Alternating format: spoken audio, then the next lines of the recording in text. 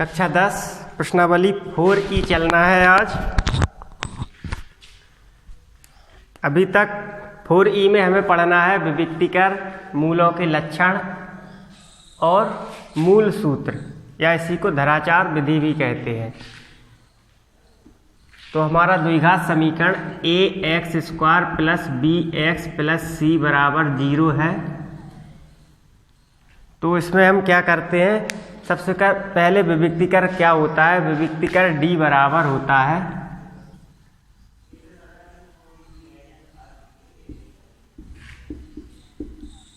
b² - 4ac।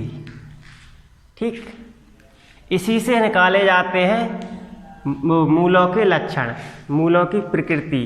ठीक, तो देखें मूलों की प्रकृति क्या होती है।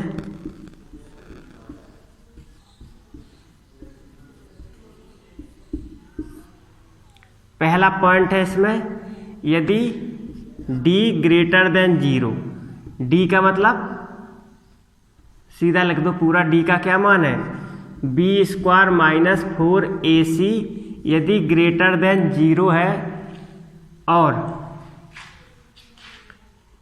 d का मान पूर्ण वर्ग है,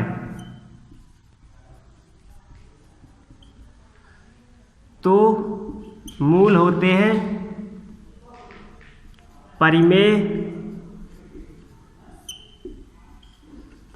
भिन्न भिन्न और वास्तविक।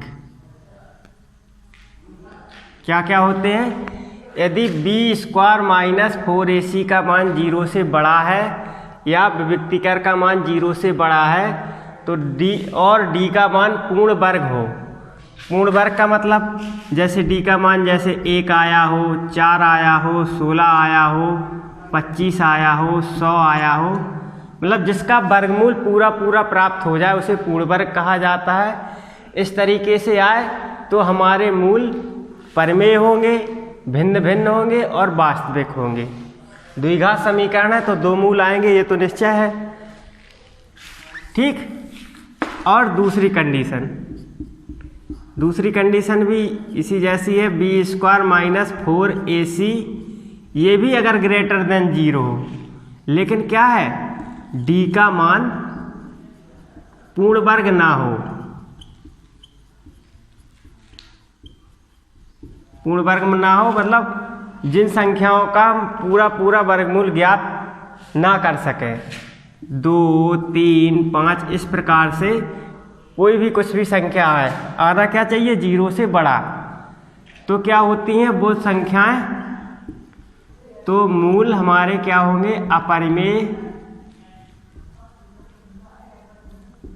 भिन्न भिन्न और वास्तविक।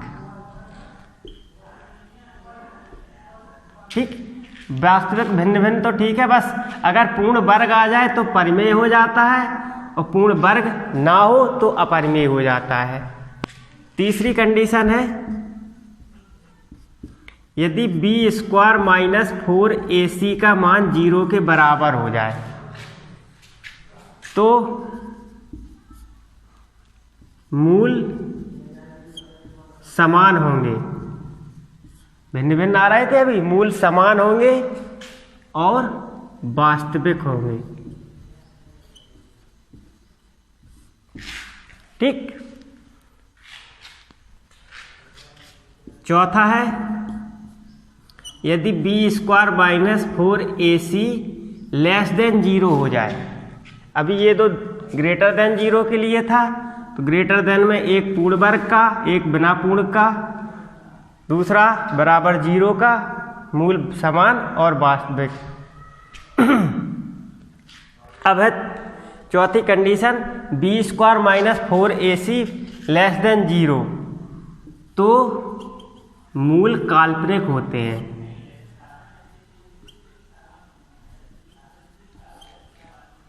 मूल काल्पनिक और भिन्न भिन्न।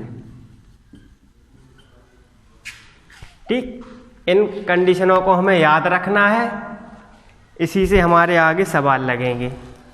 ठीक है, नोट कर लेना आप लोग।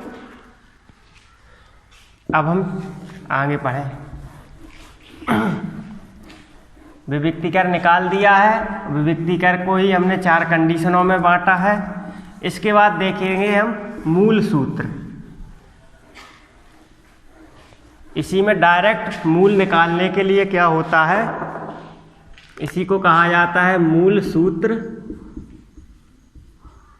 या श्रीधराचार्य विधि। श्रीधराचार्य सूत्र या विधि एक ही बात है। तो ये है x में समीकरण है, तो x बराबर होगा -b plus minus under root b² - 4ac/2a। ये होता है हमारा मूल सूत्र। ठीक, इन्हीं से हमारे आज के प्रश्नावली 4e चलेगी। तो 4e प्रश्नावली का हम पहला सवाल देखेंगे।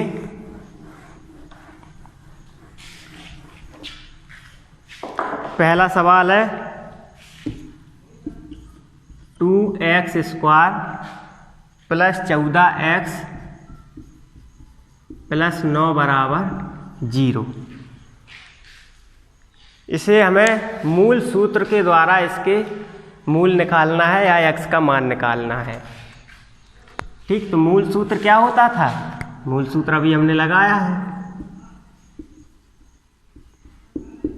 माइनस मूल सूत्र से क्या है, x बराबर -b plus minus under root b² - 4ac/2a। यहाँ पर गुणांकों की तुलना कर दो। a बराबर क्या है, 2 है, b बराबर 14 है और c बराबर 9 है। रख देंगे इसमें। x बराबर -b का मान 14 है plus minus under root b², 14 का स्क्वायर लिख देंगे, -4 × a का मान 2 है और c का मान 9 अपॉन 2 × 2। इसको हल कर दो।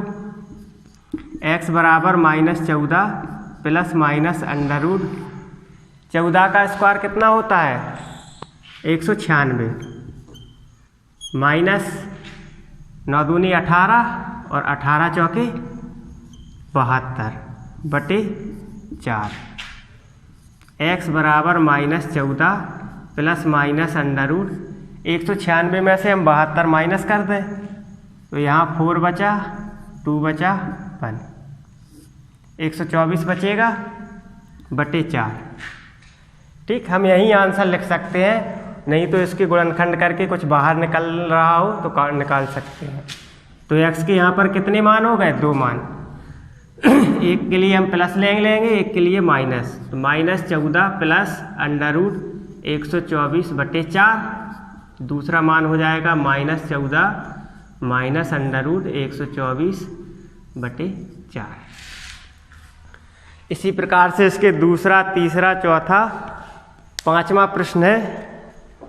सभी से मूल सूत्र की सहायता से हमें हल करना है। अब हम देखेंगे क्वेश्चन नंबर 6।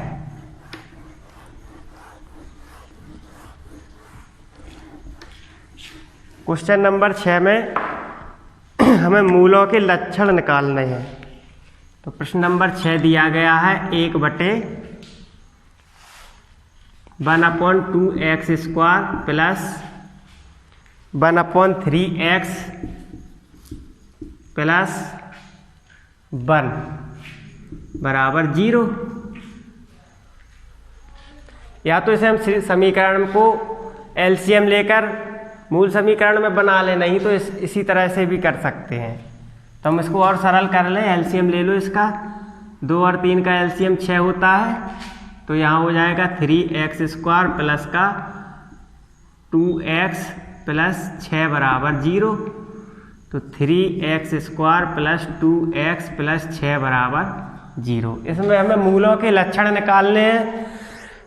तो इसके लिए क्या करते हैं, हम विविक्तिकर निकालते हैं। तो विविक्तिकर में 4 कंडीशनें दी गई थी, वही उसके लक्षण होंगे मूलों के। यहाँ पर a बराबर 3 है, b बराबर 2 है और c बराबर 6 है। तो सबसे पहले विविक्तिकर निकालें। d बराबर b² 4ac, तो b का मान है 2 का स्क्वायर माइनस 4 इंटू a कितना है 3 है, c 6 है, तो 4 माइनस 4 तिया 12, 12 छंग 72, माइनस कर दो तो माइनस का 66 बचा है।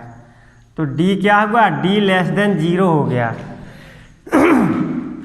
यदि d का मान 0 से छोटा आ जाए तो मूल क्या बताए थे हमने, d का मान विविक्तिकर का मान 0 से छोटा है तो मूल काल्पनिक होंगे और भिन्न भिन्न होंगे। ठीक, अगर यही प्लस 66 आ जाता तो 66 पूर्ण वर्ग तो है नहीं है, तो इसके लिए आता मूल वास्तविक, अपरिमेय और भिन्न भिन्न होंगे। ठीक, यदि 0 के बराबर आता तो मूल वास्तविक और समान होते। अब देखो क्वेश्चन नंबर 13, 6 से 12 तक के सभी क्वेश्चनों में हमें बताना है, मूलों के लक्षण बताना है कि मूलों की क्या प्रकृति है।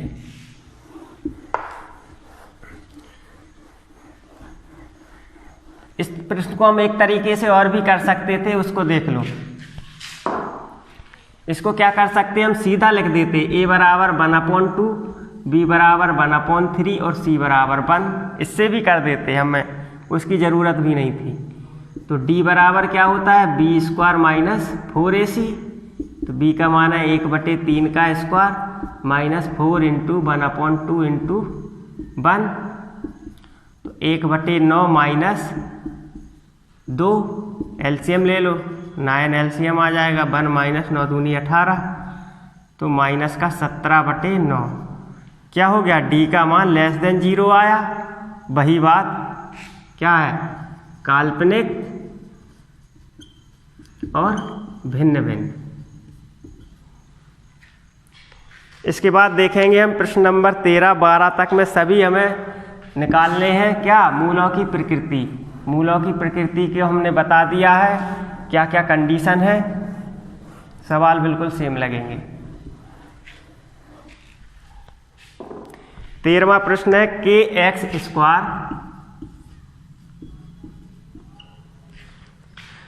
Plus k-1x minus 1